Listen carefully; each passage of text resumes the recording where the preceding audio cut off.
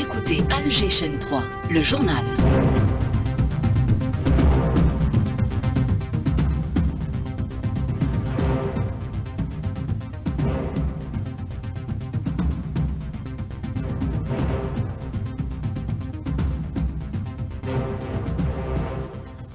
Dans l'actualité, la visite officielle du président de la République en Italie, Abdelmadjid Tebboune, co-présidera la 5e session du sommet intergouvernemental bilatéral de haut niveau. Il a été reçu par le président Mattarella. Poursuite des préinscriptions universitaires, les nouveaux bacheliers auront plus de choix cette année. Un département de génie aéronautique est créé à Oran. Plusieurs incendies de feux de forêt étaient en cours ce matin encore dans plusieurs wilayas. Nous ferons le point avec la protection civile. L'ONU accuse l'armée sioniste d'avoir tué plus de 1000 Gazaouis près des centres de distribution d'aide. L'émissaire américain est attendu dans la région pour la mise en place d'un corridor humanitaire.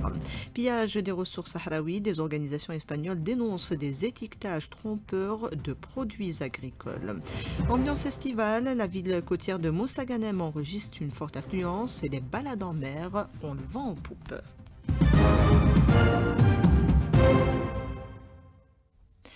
Madame, Monsieur, bonjour. Un accueil officiel a été réservé à Rome au président Abdelmadjid Tebboune par son homologue italien Sergio Mattarella. S'en est suivi un entretien en tête-à-tête entre les deux dirigeants dans le cadre de la visite officielle qu'effectue le chef de l'État, qui a également été reçu par la présidente du Conseil des ministres italien, Giorgia Meloni. Le président de la République est à la tête d'une importante délégation. Il co-présidera les travaux de la 5e session du sommet intergouvernemental algéro-italien de haut niveau. Ahlam Bouzaïr est notre envoyé spécial.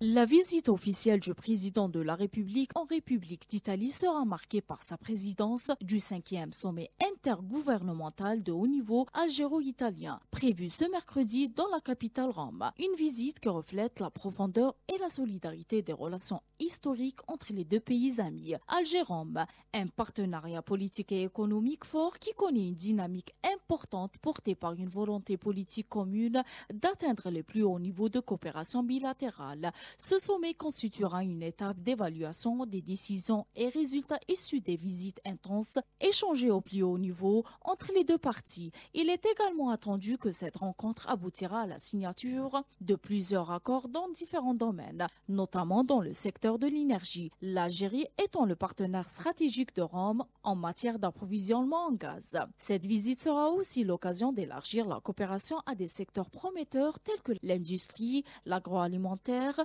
l'automobile ainsi que l'investissement, y compris dans le domaine sécuritaire. Dans un contexte géopolitique très délicat de Rome, Ahlam Bouzaïr pour la radio algérienne. Alger et Rome, des relations historiques basées sur le pragmatisme et les intérêts communs, explique Arslan Cheikhaoui, expert en géopolitique. La relation entre l'Algérie et l'Italie n'est pas passionnelle. Elle est surtout basée sur des considérations plutôt pragmatiques. Et par conséquent, cette relation rentre dans le cadre d'une complémentarité économique, mais également d'une complémentarité de vision politique et de vision stratégique dans cette ère d'intérêt commun qui est la Méditerranée occidentale. Le plan Mattei est une initiative italienne et est considéré comme une vision d'une coopération renouvelée entre l'Italie et le continent africain, axée essentiellement sur le développement durable, le partenariat mutuellement bénéfique, surtout la lutte contre toutes les causes profondes et tous les fléaux qui sont des défis au continent africain, notamment les flux migratoires. Un partenariat stratégique qui reflète la volonté politique de diversifier les domaines de coopération. Arslan Cheikhaoui. C'est une coopération renouvelée qui est en train de s'installer au-delà des énergies renouvelables et des énergies fossiles. Il y a l'industrie mécanique et l'industrie aéronautique. L'Italie étant connue comme un pays où le développement de la PME s'est fait à une allure vertigineuse et que toute l'économie italienne est basée sur le développement de la PME, qui est un facteur de distribution de richesses, l'Algérie envisage de tirer profit de cette expertise dans le développement de la PME ou dans le développement de la TPE. Il y a également d'autres secteurs et beaucoup d'entreprises algériennes traitent déjà avec le secteur privé italien, surtout que l'initiative Mattei met beaucoup l'accent sur le secteur privé compte tenu des facteurs de compétitivité de l'Italie. Les échanges commerciaux entre les deux pays en constante évolution, ils s'élèvent à plus de 4 milliards d'euros pour le premier semestre 2025, des relations appelées à être renforcées davantage dans plusieurs domaines, dont l'innovation, où l'Algérie commence à faire ses preuves. Souhil Guesson, président de la CAPC, contacté par les Mbokadoum. En 2024, les échanges bilatéraux ont atteint 14 milliards d'euros. Donc l'Italie est désormais le premier client de l'Algérie, absorbant 25% de ses exportations. Et surtout, nous sommes le premier partenaire économique africain pour Rome. Aussi, entre janvier et avril 2025, le volume des échanges s'élève à 4,78 milliards d'euros, ce qui confirme la dynamique ascendante. Il faut aussi reconnaître qu'aujourd'hui, à la lumière de tout le développement de l'économie du savoir en Algérie, avec tout un écosystème start-up qui est en plein développement, en pleine ébullition, l'Algérie se positionne aussi comme un prestataire de services et d'innovation pour l'Italie, avec tout ce que nos startups apportent comme innovation et comme service innovant. Donc là aussi, il y a tout un partenariat à développer dans ce domaine. Et des accords devraient être signés donc à la faveur de ce déplacement du président de la République en Italie, Abdelmajid Tebboune, qui présidera, pour rappel, co-présidera les travaux de la 5e session du sommet intergouvernemental bilatéral de haut niveau. Les préinscriptions à l'université se poursuivent, une opération qui se déroule en ligne exclusivement. Les nouveaux bacheliers auront plus de choix puisque l'offre de formation est renforcée. À Oran, un nouveau pôle spécialisé en aéronautique voit le jour. Hamza Belmadani. L'Université des sciences et de la technologie Mohamed Boudiaf à Oran a franchi une nouvelle étape importante avec la création officielle de son département de génie aéronautique. Ce nouveau pôle de formation et de recherche s'inscrit dans la continuité d'un projet académique entamé il y a plus de 10 ans, avec notamment le lancement d'un master spécialisé, l'organisation de conférences internationales et l'acquisition d'un simulateur de vol. Le département vise à former des ingénieurs hautement qualifiés, encourager l'innovation et renforcer la coopération avec l'industrie aéronautique. Une avancée stratégique qui conforte le rôle de l'université Mohamed Boudiaf autant que centre d'excellence scientifique au service du développement national. D'Oran, Mohamed Hamza Belmadani, Alger, Chaîne 3. L'augmentation des températures, un facteur qui favorise le déclenchement de feux de forêt. Plusieurs étaient encore actifs ce matin. Le point de la situation avec Nassim Barnaoui, sous-directeur de l'information et des statistiques à la Direction générale de la protection civile. Il est joint par Lina Attouche. Le dispositif de lutte contre les incendies de forêt a procédé durant les dernières 24 heures à l'extinction de 41 incendies, notamment un travail Wilaya de Tipaza, Tizi Ouzou, Borj Bariri, Bijaya, Skikda, Tlemcen et Alger. Nos secours depuis ce matin travaillent à pied d'œuvre pour l'extinction d'un incendie de forêt qui s'est déclaré au niveau de la wilaya de Djidja, Oulidi, Oumoulhout. Et concernant plus précisément la situation à Djidja, les précisions d'Abdelhamid Zoued.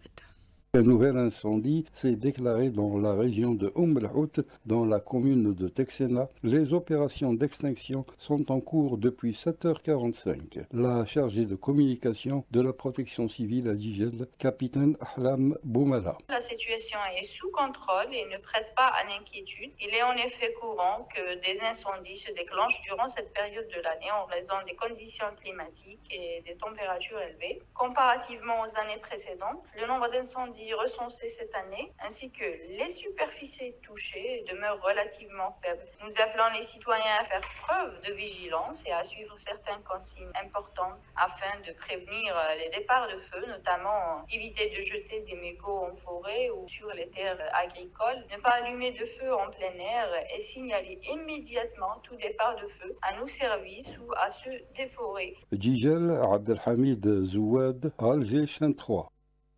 La récolte de colza bat son plein à Indefla, une première expérience qui augure de bons rendements. La réussite de la campagne de récolte est toutefois tributaire du respect de certaines conditions. Rima Rahmani. La campagne de moisson du colza doit répondre à plusieurs critères. D'abord, s'assurer que les siliques sont mûrs, s'assurer également de la maturité des grains et les pailles peu humides. raison pour laquelle il est toujours conseillé aux producteurs de colza de faire leur récolte tôt dans la matinée. Le directeur de l'Institut technique des grandes cultures, ITGC. Un champ de colza, combien d'hectares? 160 hectares en tout. Il y a deux variétés, la variété locale Zitna et d'autres variétés, c'est Trapper d'origine allemande. Donc la maturité atteint, l'humidité des grains généralement varie entre 8 à 9%. Le temps idéal pour la récolte. La semence a été multipliée par l'Institut technique des grandes cultures. Donc on fait la multiplication et on a une raison des multiplicateurs qui fait la production de semences d'une part et d'une autre part c'est la production de produits pour transformation en huile. On a fait plusieurs essais sur Trapper et Zitna. Ces variétés ont donné des bons rendements, donc sa adaptation au sol et climat pour le périmètre de la wilaya Indefla. Le rendement pour cette première expérience est plus que satisfaisant. À Indefla, Rima Rahmani, Al-Jishan 3. Préservation du cheptel, la vaccination contre la dermatose nodulaire se poursuit. La campagne touchera 4000 têtes de bovins à Gherdaya. Mahfoud Karkar. L'opération de vaccination du bovin se poursuit à Gherdaya contre la dermatose nodulaire contagieuse. Tarek Rezouk, inspecteur vétérinaire. C'est une opération de rappel. Donc on a entamé la première vaccination l'année passée. Au cours de l'été 2024, on a eu quelques foyers déclarés de dermatose nodulaire. On a fait une première vaccination et cette année, l'objectif c'est de toucher les environs de 4000 bovins. On a réquisitionné 15 vétérinaires étatiques à travers le territoire de la wilaya. Cette opération s'étale pendant une durée de 2 mois, jusqu'à la fin du mois d'août. En parallèle, une campagne de sensibilisation. Une opération de sensibilisation a été amenée par nos vétérinaires à travers la radio de Gherdaya, la chambre de l'agriculture et la filière lait. Les conseils pendant l'été, il faut nettoyer, faire le chaulage, la désinsectisation. La vaccination se fait gratuitement. 4000 doses allouées pour réussir cette opération et protéger le cheptel bovin contre la dermatose nodulaire. De Gherdaya, Mahfoud Karkar pour Al-Jishan 3. Disparition de Messaoud Boussouad, journaliste à l'APS, à l'âge de 64 ans. Après un long combat contre la maladie, le ministre de la Communication, Mohamed Meziane, a présenté ses condoléances à la famille du défunt ainsi qu'à l'ensemble de la famille des médias. Depuis New York, l'Algérie réaffirme son attachement au règlement pacifique des conflits. Notre représentant permanent à l'ONU a rappelé que cette approche constitue la pierre angulaire de la politique étrangère algérienne. Dialogue, médiation et respect du droit international, autant de principes que l'Algérie défend au nom de la paix et de la légitimité multilatérale. Ammar Benjamah a également dénoncé l'inefficacité du Conseil de sécurité face aux crises, notamment face à la tragédie en Palestine occupée, qualifiant la situation à Gaza de catastrophe humanitaire. L'émissaire américain Steve Witkoff se rend en Europe et au Moyen-Orient pour discuter d'un cessez-le-feu dans la bande de Gaza. Il devrait également finaliser un corridor d'aide humanitaire pour les Gazaouis. L'espoir d'un cessez-le-feu renaît, mais à quel prix? Les détails avec l'expert au Proche-Orient, Alexander Aoun. Il répond à Alias Targhini. À Gaza, la volonté de Donald Trump est de pacifier cette zone parce que Donald Trump ne veut pas être un faiseur de guerre mais être plutôt un faiseur de paix. Il veut terminer les guerres qui ont démarré avant son mandat, mais à quel prix? Donald Trump suit également un agenda pro-israélien, même s'il a forcé un peu la main de Benjamin Netanyahou pour que celui-ci puisse signer l'accord avec le Hamas pour une première trêve. Sauf que là, c'est la démilitarisation complète de la bande de Gaza avec la libération de tous les otages, mais également la possibilité de voir le déplacement des Palestiniens vers l'Égypte et la Jordanie. Une sorte de deal donnant-donnant. L'autre question, c'est la continuation de la colonisation en Cisjordanie. Des organisations espagnoles de défense des droits de consommateurs, d'agriculteurs et d'éleveurs ont déposé une plainte commune contre une entreprise franco-marocaine qu'elles accusent de commercialiser au sein de l'Union européenne des tomates avec un étiquetage trompeur indiquant qu'elles sont originaires du Maroc alors qu'elles sont récoltées au Sahara occidental occupé. Le Front Polisario dénonce ce pillage des ressources sahraouis. Le diplomate sahraoui Mohamed Chir. On a pris note, nous dénonçons dans les termes les plus forts que constitue un mépris flagrant par rapport Tout d'abord à la nature du conflit horizontal, qui est donc en attente de décolonisation, et donc un mépris par rapport également aux décisions de justice, la justice européenne qui a de manière très claire invalidé définitivement les accords commerciaux de la pêche et l'agriculture conclus entre le Maroc et l'Union européenne, étant dit illégalement au Sahara occidental. Vous n'êtes pas sans savoir que la Cour donc a réaffirmé qu'au regard du droit international, le Sahara occidental dispose d'un statut propre et distinct par rapport au Maroc, reconnaissant le Front Polisario comme l'unique représentant du peuple sahraoui et qui peut agir en justice devant toutes les juridictions européennes. Nous dénonçons le vol des ressources naturelles sahraouies. Des propos recueillis par Lies Terrini. Escapade marine pour profiter de l'air frais du grand large depuis les ports de plaisance. Des balades en mer sont proposées aux vacanciers. Reportage de Sofia Boukarcha. C'est une activité qui attire de plus en plus de curieux. Les balades en mer, un moment d'évasion en pleine saison estivale au départ des ports de plaisance. À bord de sa vedette, le skipper, passionné de navigation, propose aux vacanciers une sortie en mer conviviale et sécurisée pour découvrir autrement les paysages côtiers.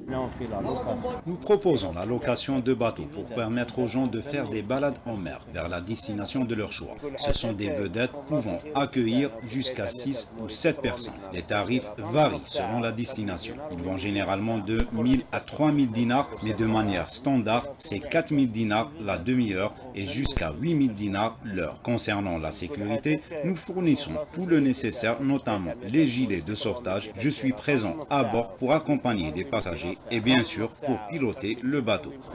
Une expérience inédite pour certains passagers qui embarquent pour la première fois. Le vent dans les cheveux et le sourire accroché au visage, ils savourent pleinement cette parenthèse en mer. J'ai essayé une balade pour la première fois.